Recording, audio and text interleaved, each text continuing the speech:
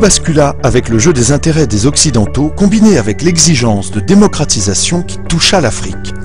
Dès 1990, Mobutu fut lâché par les Belges, suivi par les Européens, et en 1993, les funérailles d'Houphouët furent aussi celles d'une certaine France-Afrique.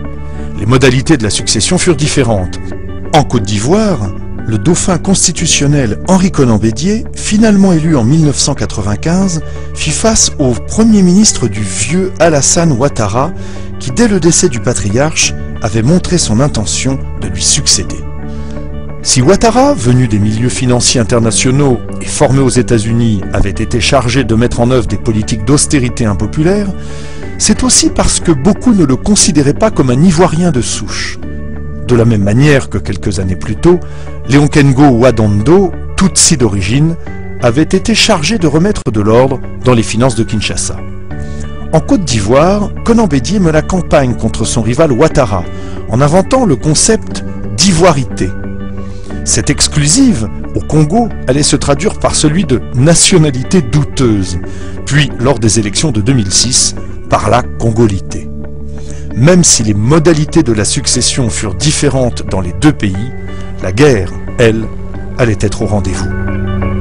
À Kinshasa, alors que la France aurait souhaité associer Kengo Ouadando à la succession d'un Mobutu déclinant, les Américains s'étaient choisi un autre homme fort dans la région, sinon deux, Paul Kagame et Yoweri Museveni.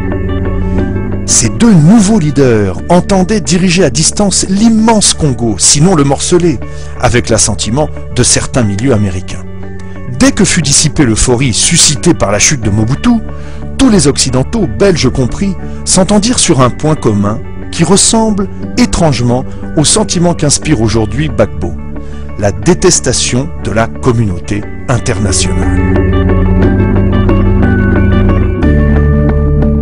Laurent Désiré Kabila, initialement choisi comme simple porte-parole des rebelles, s'était autoproclamé chef de l'État, entendait exercer ses prérogatives et encourager un développement auto-centré. La conclusion ne tarda pas, il n'était pas l'homme qu'il fallait. Le scénario de la Deuxième Guerre du Congo, lancé en août 1998 au départ du Rwanda, inspirera plus tard celui de la Côte d'Ivoire. Des rebelles, entraînés dans les pays voisins, le Rwanda, l'Ouganda, comme plus tard le Burkina Faso, dénoncent les discriminations exagérées dont leur groupe ethnique est victime. Ils s'emparent d'une partie du territoire, l'occupent et envoient ses ressources vers les pays frontaliers, le Rwanda et l'Ouganda en l'occurrence. Les voisins de la Côte d'Ivoire feront de même. Le Ghana, le Burkina Faso bénéficient de l'exportation de matières premières venues de Côte d'Ivoire, le diamant, le cacao.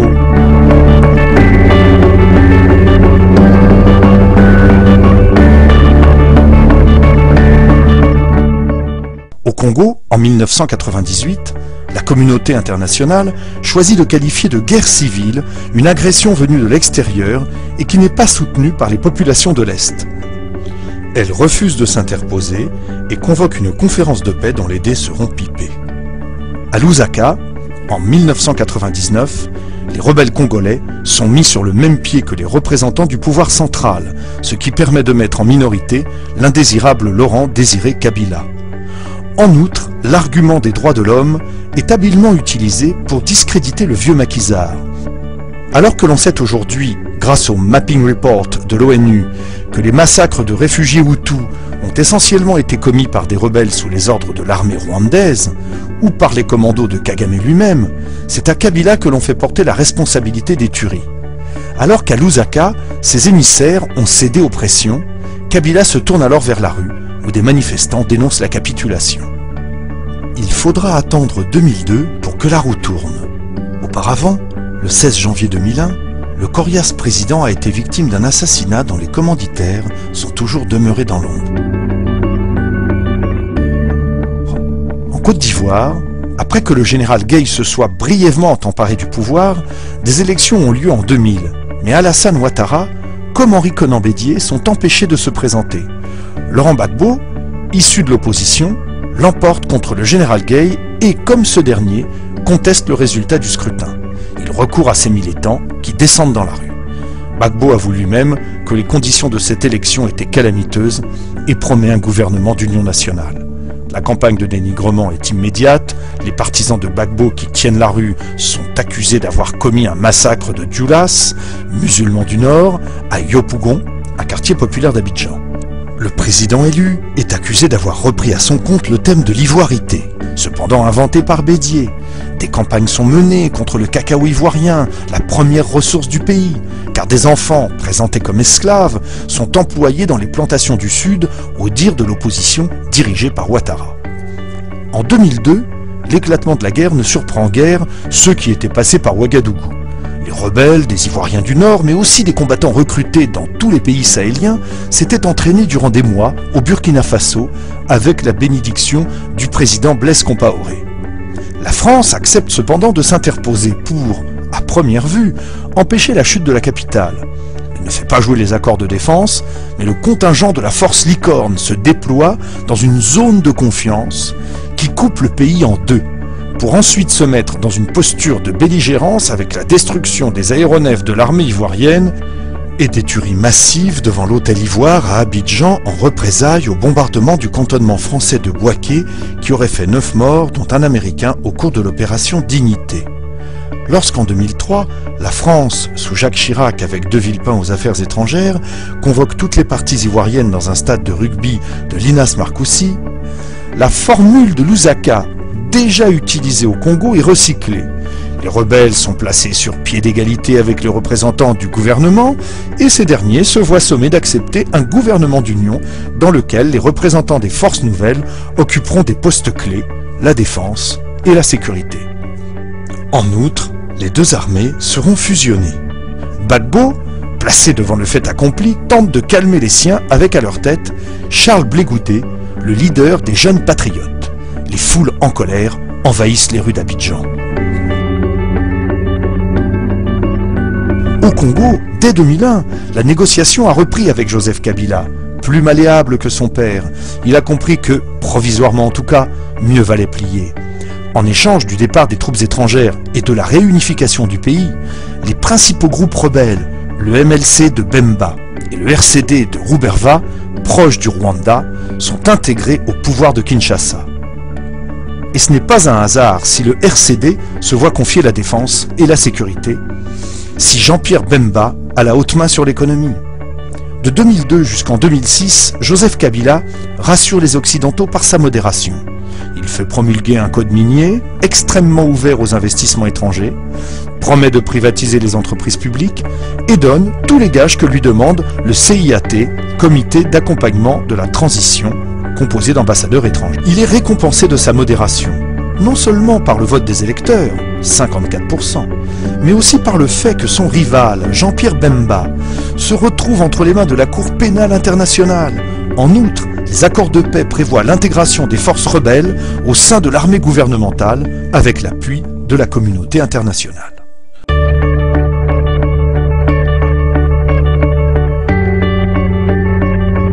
En Côte d'Ivoire, d'autres accords signés à Ouagadougou cette fois, avec Compaoré comme médiateur, prévoient eux aussi des élections générales supervisées par les Nations Unies. Auparavant, les provinces du Nord, tenues par les rebelles, devraient être désarmées, les différentes armées intégrées ou démobilisées. En outre, Guillaume Soro, l'un des leaders de la rébellion, deviendra le premier ministre de Gbagbo. Ici aussi, les rebelles entrent au cœur du pouvoir. Au Congo, comme en Côte d'Ivoire, le volet militaire s'avère un échec.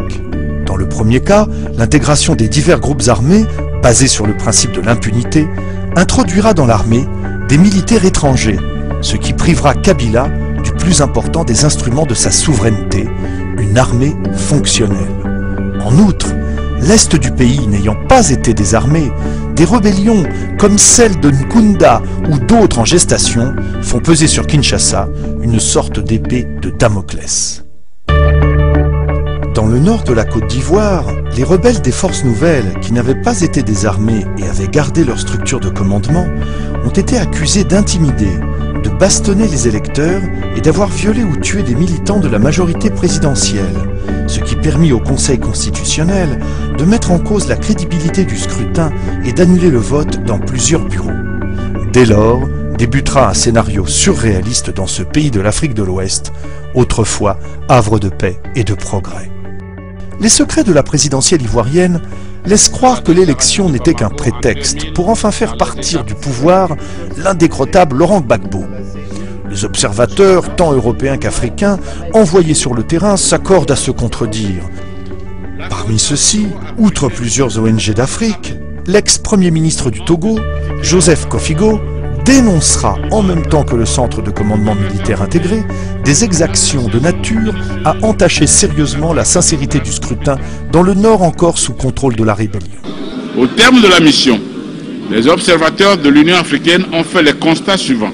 La mission a relevé avec regret des actes de violence graves, notamment des pertes en vies humaines, des atteintes à l'intégrité physique, des séquestrations, des intimidations, des tentatives d'enlèvement et de dégradation du matériel électoral.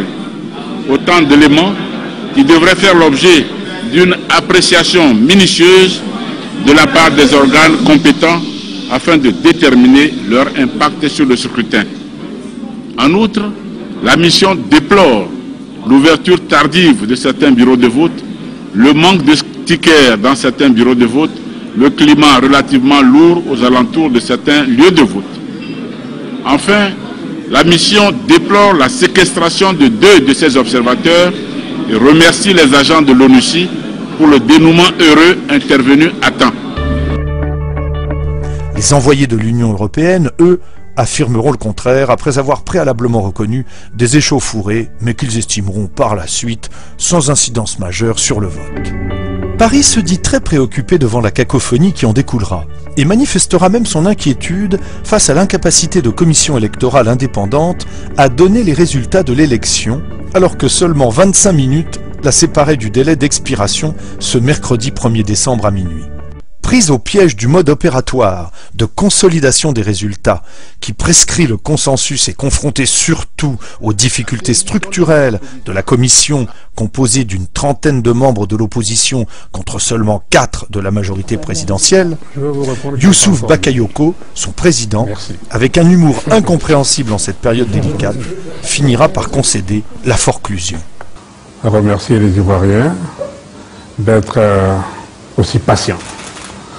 Nous avons, depuis la fin du scrutin, entrepris de faire un travail de validation des résultats qui nous parviennent des différentes régions de Côte d'Ivoire et bien entendu des différents bureaux de vote et des différentes commissions locales. Ce travail se poursuit. Nous ne l'avons pas encore achevé. Quand nous serons prêts, nous nous tournerons vers la télévision pour vous communiquer les résultats de nos délibérations à l'ensemble de la population. Je veux donc leur demander d'être patients, d'être compréhensifs et puis de nous laisser le temps de travailler en toute sérénité. Il s'agit de problèmes d'une grande importance. Il n'est pas encore minuit, donc nous continuons de travailler. Il n'est pas encore minuit. Nous poursuivons notre travail. Cela signifie que nous n'avons communiqué, à l'heure où je vous parle, aucun résultat. Nous n'avons rien dit à qui que ce soit parce que nous n'avons pas achevé notre travail. Mais avant, l'Élysée tentera le tout pour le tout, demandant ce même mercredi à 23h45 à son ambassadeur à Abidjan, à la suite d'Alassane Ouattara, d'adresser un courrier au président de la commission électorale.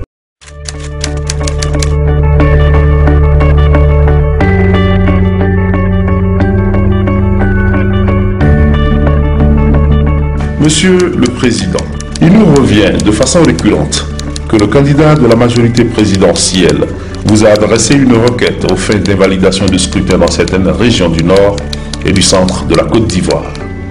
Or, au regard de la loi, il n'est pas de vos attributions d'invalider le scrutin, autrement nous vous aurions saisi en invalidation du scrutin dans les régions de l'Agnébi, du Haut-Sassandra, du Moyen-Comoé, du Fromager, de la Maraoué, des 18 montagnes, du Moyen-Cavali, des lagunes, pour les motifs ci-après. Empêchement de vote, violence et voies de fait sur nos représentants et militants, achat de conscience d'électeurs, séquestration de nos représentants, bourrage d'urnes, menaces de toutes sortes, atteinte à l'intégrité physique, destruction de biens et toutes sortes de violations graves des droits de l'homme. C'est pourquoi nous pensons que la Commission électorale indépendante doit s'atteler aux seules tâches qui sont les siennes, à savoir proclamer sans délai les résultats provisoires de l'élection présidentielle du 28 novembre 2010. Nous nous permettons de rappeler que le délai de 3 jours imparti à la Commission électorale indépendante expire ce jour, avec comme conséquence le risque de voir la CEI dessaisie, ce qui serait un échec dans la conduite de votre mission. Nous vous prions de croire, Monsieur le Président, en l'assurance de nos considérations. Distingué, signé Alassane Ouattara. Le lendemain du mercredi 1er décembre, le secrétaire général de l'ONU, Ban Ki-moon, sur instruction ferme de Sarkozy, appelle en téléconférence son représentant à Abidjan, le Coréen Choi, et le président Faure-Clos de la CEI, Youssouf Bakayoko, à donner et certifier, surtout avant le Conseil constitutionnel, des résultats quelconques de la présidentielle ivoirienne, pourvu que le vainqueur en soit Alassane Ouattara, comme l'exigent Paris et Washington. Susan Rice, alors présidente de l'ONU, membre du cabinet d'Obama, a été chargée de convaincre le président américain dans ce sens, comme le lui a demandé aussi son amie personnelle, Madame Toungara, ex-épouse d'Adama Toungara, membre influent du RDR, le parti d'Alassane Ouattara. La pression monte d'un cran contre Youssouf Bakayoko et Choi, qui, redoutant un soulèvement populaire sans commune mesure des partisans de Laurent Gbagbo, opposent un refus catégorique à cette entreprise périlleuse. Faure-Clos, et alors qu'il avait déjà transmis le dossier électoral au Conseil constitutionnel, tel que l'exige la loi électorale, Youssouf Bakayoko, accompagné par les ambassadeurs de France et des États-Unis, et assuré d'un asile à Paris, se retrouvera contre son gré à l'Hôtel du Golfe, quartier général de campagne de l'adversaire de Laurent Gbagbo, 24 heures plus tard, pour donner de façon lapidaire des résultats qu'il est forcé à reconnaître comme ceux du deuxième tour de la présidentielle du 28 novembre 2010. Ces résultats, repris en boucle par les médias français, conformément au plan de Paris, seront rejetés par le Conseil constitutionnel ivoirien, à qui revient la charge légale de proclamer les résultats définitifs de l'élection présidentielle. Tatiana Mosso, vous êtes notre correspondante permanente en Côte d'Ivoire, on vous retrouve dans Paris Direct depuis Abidjan. Racontez-nous le film de cette journée. On attendait les résultats pour mardi, puis mercredi, et finalement, c'est jeudi après-midi, tout à l'heure, que cette annonce a été faite, mais après une série de rebondissements. Effectivement, c'est un scénario incroyable auquel nous avons assisté cet après-midi.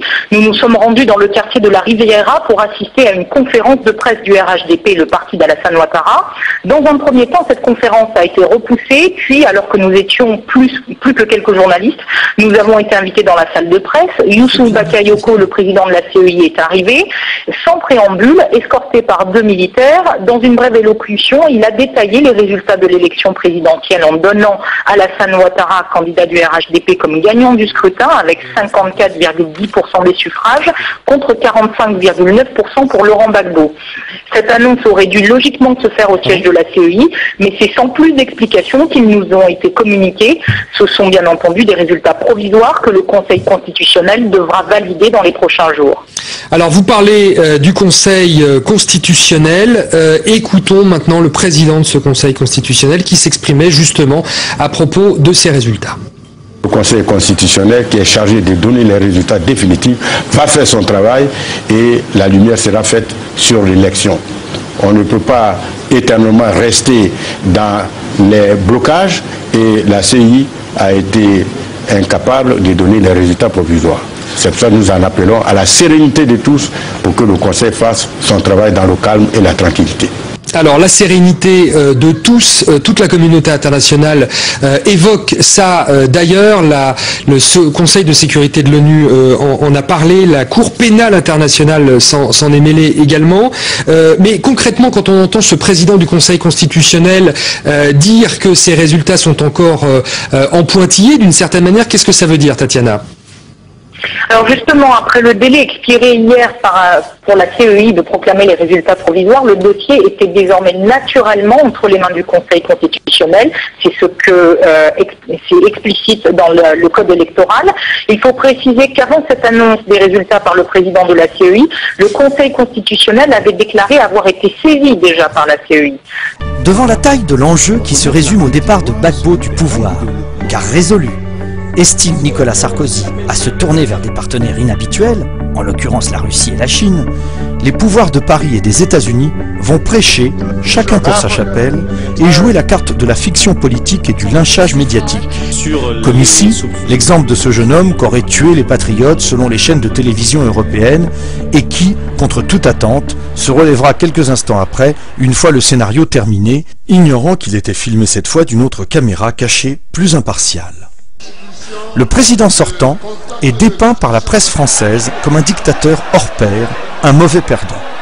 Seul contre tous, Laurent Gbagbo appelle la communauté internationale à une enquête post-électorale avec, en filigrane, le recomptage des voix. Là aussi, l'ONU est seule à dénoncer, a priori, une injustice si les propositions de Gbagbo venaient à être prises en compte par l'Union africaine.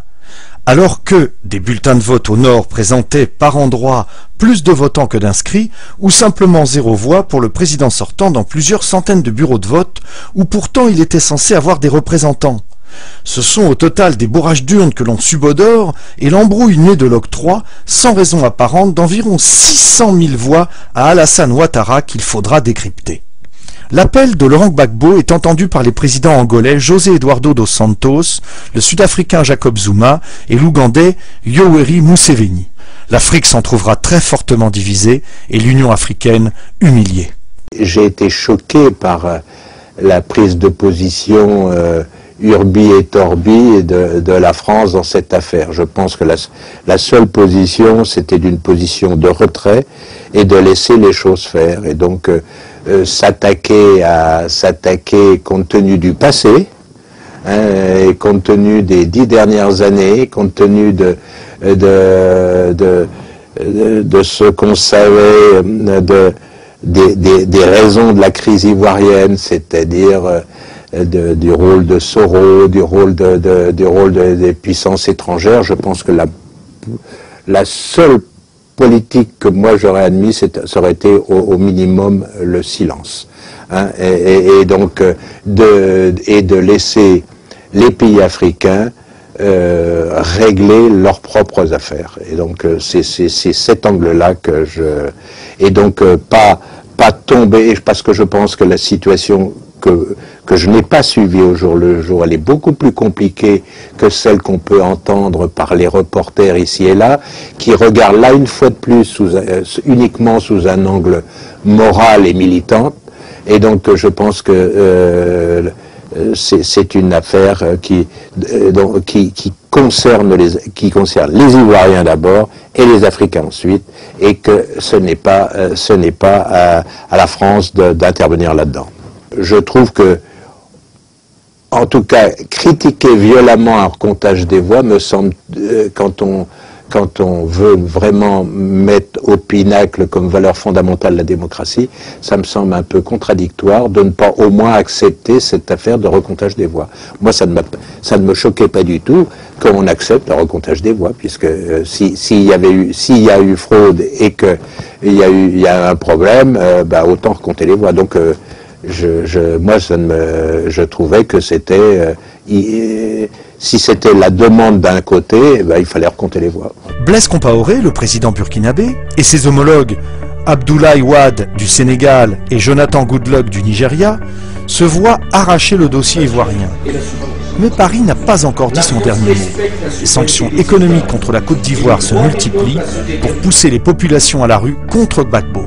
C'est-il seulement le président ivoirien qu'il est pris au piège de la bataille américano-française pour le contrôle du golfe de Guinée? La Côte d'Ivoire demeure un pays essentiel, avec son hub port, le deuxième d'Afrique après celui de Durban en Afrique du Sud, sa position médiane sur la côte atlantique et ses infrastructures économiques inégalées en Afrique de l'Ouest. Toutes choses qui devraient permettre des exportations rapides vers l'Europe et l'Amérique au départ du golfe de Guinée. Si les Congolais craignent que le scénario ivoirien se produise chez eux en 2011, c'est aussi parce que Joseph Kabila, en plus de la reconstruction des infrastructures, a aussi ouvert le jeu, passé d'importants accords avec les Chinois et diversifié les partenaires. Le FMI lui refusera même un prêt, lui reprochant ses transactions avec la Chine. Les termes des attaques, reposant sur des faits réels et sur un incontestable durcissement du régime, se dessinent déjà. la corruption de l'entourage présidentiel, les violations des droits de l'homme. Quant à Laurent Gbagbo, s'il n'a pas réellement touché aux intérêts français, Total vient de se voir accorder un important champ pétrolier, Bouygues et Bolloré n'ont rien perdu, il a lui aussi fait jouer les appels d'offres, invité de nouveaux acteurs économiques qui, craint Paris, pourraient se rapprocher ainsi du golfe de Guinée. Il est également reproché à Gbagbo d'avoir laissé s'implanter les Libanais. La France a ainsi vu disparaître son hégémonie d'autrefois, de la même manière qu'au Congo, les Européens doivent désormais côtoyer de nouveaux partenaires. Derrière le maintien ou non de Gbagbo au pouvoir, se joue le contrôle du golfe de Guinée, cet Eldorado pétrolier que Français ou Américains, en perte de vitesse dans le monde arabe et unis pour cette fois, ne souhaitent pas voir passer en d'autres mains. À leurs yeux, Alassane Ouattara, ami personnel de Sarkozy, ancien directeur du FMI, gestionnaire libéral, représente un interlocuteur beaucoup plus crédible que Gbagbo le nationaliste.